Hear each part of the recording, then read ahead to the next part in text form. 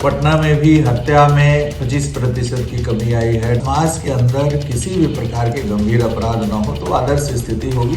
2 INSAS rifle और 4 SLR और अन्य करीब 500 राउंड से अधिक गोलियों के साथ 3 नक्सली सरेंडर किए। गोली का जवाब गोली से भी दी जाती है। नहीं, देखिए इनकाउंटर जो पुलिस का इनकाउंटर है कोई सुनियोजित ढंग से नहीं होता है। नमस्कार, आप लाइव सिटीज देख रहे हैं। आपके साथ मैं हूं वसीम खान। देखिए, बिहार के DGP विनय कुमार अब एक्शन में है। गोलियों का जवाब गोलियों से ही दिया जाएगा।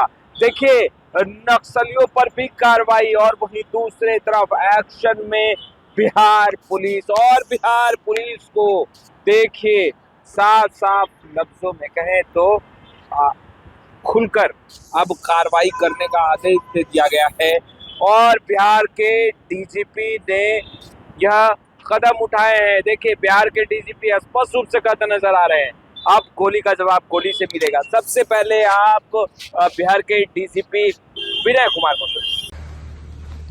ये पिछले वर्ष पुलिस लगातार प्रयास की है कि अपराध में कमी आए। अपराध में कमी आई भी है।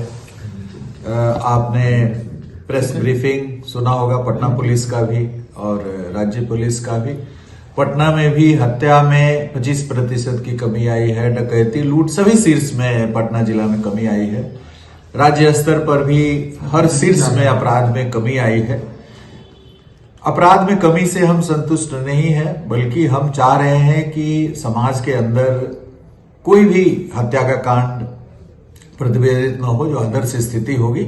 हम लोग उसकी ओर प्रयास कर रहे हैं कि समाज के अंदर किसी भी प्रकार के गंभीर अपराध न हो तो आदर्श स्थिति होगी।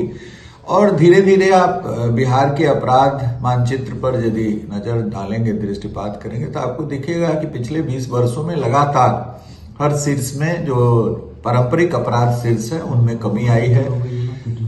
नक्सल परिदृश्य पूरी तरीके से उन्मूलित हो चुका है। आपने अभी देखा कि पिछले सप्ताह 2 इंसास राइफल और 4 SLR और अन्य करीब 500 राउंड से अधिक गोलियों के साथ 3 नक्सली सरेंडर किए। एक जोनल कमांडर थे, एक सब जोनल कमांडर थे और एक सक्रिय सदस्य थे।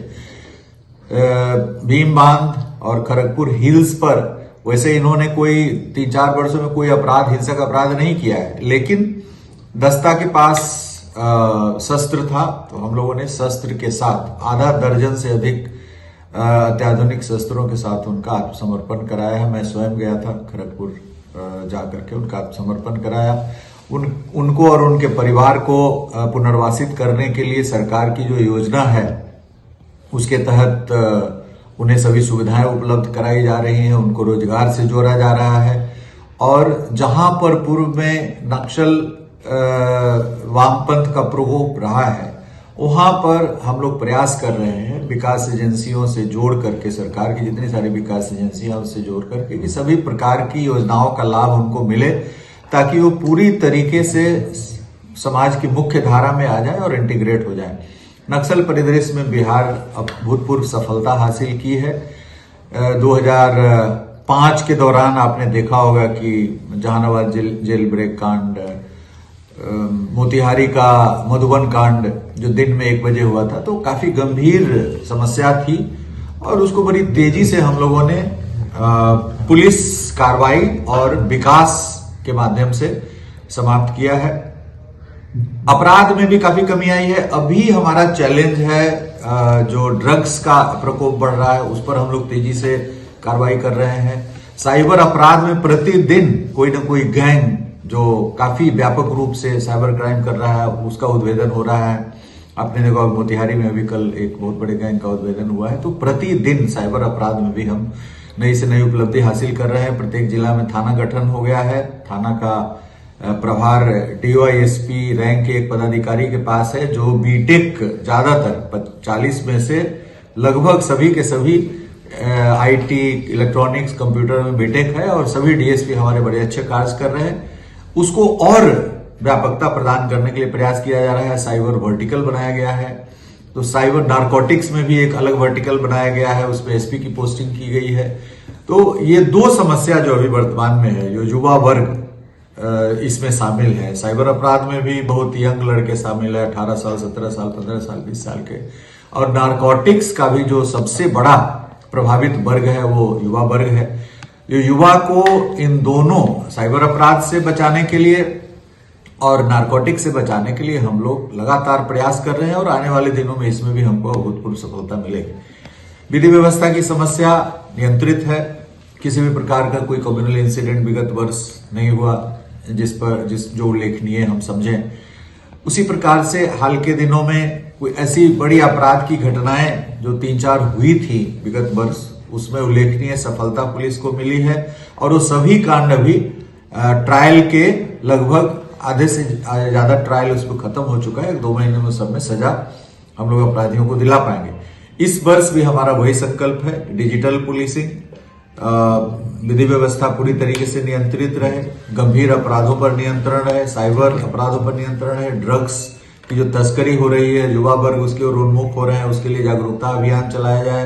पंचायती राज संस्थाओं को, जीविका दीदियों को, सभी लोगों को, समाज के सभी वर्ग को इसमें जोड़ा जाए ताकि जो हमारा युवा वर्ग है, एक वाइब्रेंट विलेज प्रोग्राम है केंद्र सरकार का, उसको भी हम लोग इम्प्लीमेंट करने जा रहे हैं। तो इन सभी दिशाओं से इस पर हम लोग कार्रवाई करेंगे और आने वाला वर्ष बिहार के लिए बहुत ही सुख और समृद्धि और शांति का रहे, यह मेरी मंगल कामना है। मैं पूरी जनता से, बिहार की जनता से अपील करूंगा कि बिहार में अमन, चैन, शांति कायम करने में हमारा भरपूर सहयोग दें। हमारी पुलिस प्रयास कर रही है और पुलिस में भी यदि कहीं कमी आती है तो हमारे संज्ञान में उन कमियों को लाएं ताकि हम उसको दूर कर सकें। बहुत बहुत धन्यवाद। सर, जो अपराधी पुलिस में चुनौती दे रहा है उनको जो है सरेंडर करने के लिए भी विरोध किया जा रहा है, यहाँ तक इनकाउंटर की भी अगर करने की जरूरत पड़ती है तो किया जा रहा है। गोली का जवाब गोली से भी दी जाती है। नहीं, देखिए, इनकाउंटर जो पुलिस का इनकाउंटर है कोई सुनियोजित ढंग से नहीं होता है। जैसे करीब हम लोग 4.25 लाख लोगों को गिरफ्तार किए,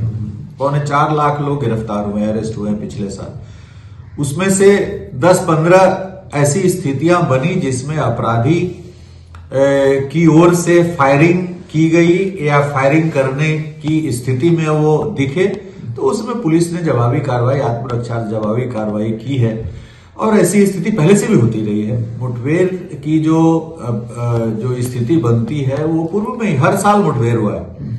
अब यदि 2005, 6, 7, 8 किसी भी वर्ष में मुठभेड़ की संख्या शून्य नहीं रही और इस पिछले वर्ष की भी जो मुठभेड़ की संख्या वो ऐसा नहीं कि कोई अप्रत्याशित कोई ऐसा हो रहा है। तो जो मुठभेड़ की स्थिति बनती है तो पुलिस आत्मरक्षार्थ फायरिंग करते हैं। आपने देखा होगा कि होली के दौरान मुंगेर में, अररिया में 2 हमारे ASI मारे गए। अपराधी इनके ये रिएक्ट करते उसके पहले ही इन पर गोली चला दिया और दोनों की मृत्यु हो गई, 2 हमारे पुलिस पर होली के दिन। तो यदि हम अपराधी उद्यत है गोली चलाने के लिए, हम नहीं गोली चलाएंगे तो फिर हमारे पुलिसकर्मी मारे जाते हैं। इसलिए आत्मरक्षार्थ फायर करने का प्रावधान कानून में है। तो ये कानून सम्मत तरीके से मिनिमम फोर्स यूज करके हम अपराधी की गिरफ्तारी सुनिश्चित करते हैं। और ये कानून के अंतर्गत ये प्रावधानित किया गया है कि किसी भी अपराधी को गिरफ्तार करने के लिए आप न्यूनतम बल का प्रयोग करिए। तो न्यूनतम बल, जैसे हम अपराधी फायर कर रहा है, अपराधी जिस प्रकार से पुलिस पर हमला करने के लिए उद्यत होता है तो आत्मरक्षार्थ हम फायर करते हैं। कभी कभी हमारे पुलिसकर्मी भी घायल होते हैं, कभी कभी अपराधी घायल होते हैं, कभी अपराधियों की मृत्यु भी होती है। अभी एक बहुत ही पुराने नक्सली थे बेगूसराय के, दयानंद मालाका, काफी पुराने नक्सली थे, बाद में अपराध में भी सम्मिलित थे, तो मुठभेड़ में उनकी मृत्यु हुई है। तो अपराध की जो स्थिति है उसको दृष्टिगत रखते हुए हम लोग कमी लाने का पूरा प्रयास कर रहे हैं। और जो अपराधी जब पुलिस पे फायर करने के लिए उद्यत रहते हैं, फायर करते हैं, तो पुलिस आत्मरक्षार्थ फायर करती है, अपने जान बचाने के लिए फायर करती है। उसमें कुछ अपराधी कभी कभी घायल होते हैं, कभी कभी अपराधी की मृत्यु। एक आखिरी सवाल सर, कि जो बांग्लादेश बॉर्डर है या नेपाल बॉर्डर है, वहां भी काफी सुरक्षा तेज की गई है और 3 बांग्लादेशी पकड़े गए हैं। देखिए, जो अंतर्राष्ट्रीय सीमा की संवेदनशीलता बढ़ी है, इसके दृष्टिकोण से जो बंगाल से सटे हुए हमारे जिले हैं उसमें अतिरिक्त सशस्त्र बल की कंपनियां लगाई गई हैं बॉर्डर पर चौकसी बरतने के लिए। SSB के द्वारा भी चेकिंग काफी सघनता से की जा रही है और इसी का प्रतिफल है कि 3 लोग पकड़े गए हैं और उनसे भी पूछताछ की जा रही है। सेंट्रल एजेंसी भी पूछताछ कर रही है, लोकल एजेंसी भी, पुलिस एजेंसी भी पूछताछ कर रही है, तो सीमा पर चौकसी बढ़ा दी गई। तो आपने सुना बिहार के डीजीपी विनय कुमार को स्पष्ट रूप से कहते नजर आ रहे हैं कि अब गोली का जवाब गोली से दिया जाएगा, यानी कि अब अपराधियों को सबक सिखाने के लिए बिहार पुलिस ने कमर कस लिए है।